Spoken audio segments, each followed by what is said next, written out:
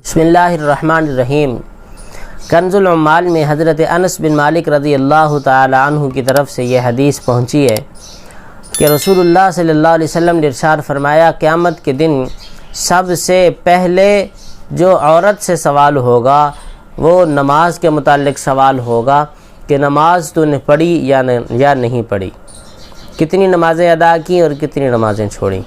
और दूसरा सवाल उससे उसके खामिद के मुताल्लिक़ होगा कि तेरे खामिद के साथ कैसा ताल्लुक़ था, कैसा बर्ताव था। आजकल तो नमाज़ों में इतनी सुस्ती है, नौजवान बच्चियां तो अक्सर तारिक सलात होती हैं, अक्सर नमाज को छोड़ने वाली होती हैं।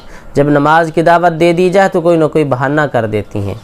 जब नमाज का बार बार कहा जाए तो पेशानी पर तेवरी चढ़ा लेती हैं, हो हमें नमाज के बारे में क्यों कहते हैं। प्यारे, जब मरेंगे पता चलेगा तब जाके कि ये नमाज कितनी अहम चीज़ है और नमाज को छोड़ने का वबाल और गुनाह कितना ज़्यादा है, इसका अज़ाब इतना ज़्यादा है कि मैं और आप सोच भी नहीं सकते। कौन है जो अल्लाह की बारगाह में खड़ा हो के अल्लाह के सामने जाके हिसाब दे सके, अल्लाह के सवालों के जवाब दे सके।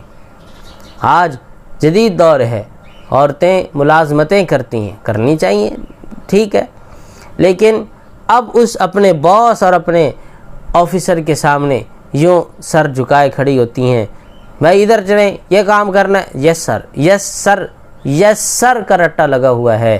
तो जो तुझे 15,000 20,000 दे रहा है उसके सामने यस सर का रट्टा लगा हुआ है। और जिस रब ने सर के बाल से लेकर पाँव के नाखून तक लाखों करोड़ों नहीं, इतनी नेमतें हैं कि मैं और आप सोच भी नहीं सकते, गिनना चाहें तो गिन नहीं सकते।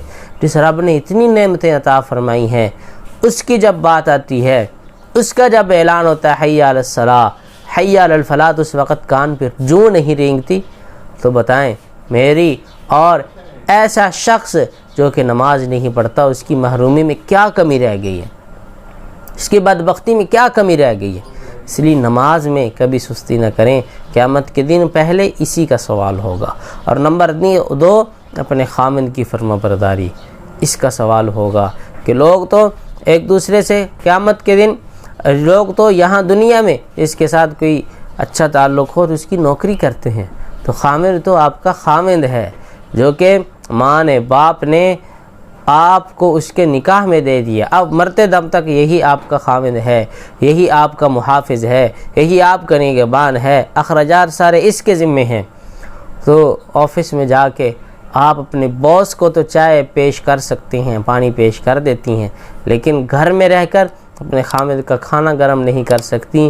तो याद रखें, ये चंद दिनों की खूबसूरती, चंद दिनों के हुस्न पे नाज ना कर, चंद दिनों की ताकत और चंद दिनों की डिग्री के नशे में ना खो जा।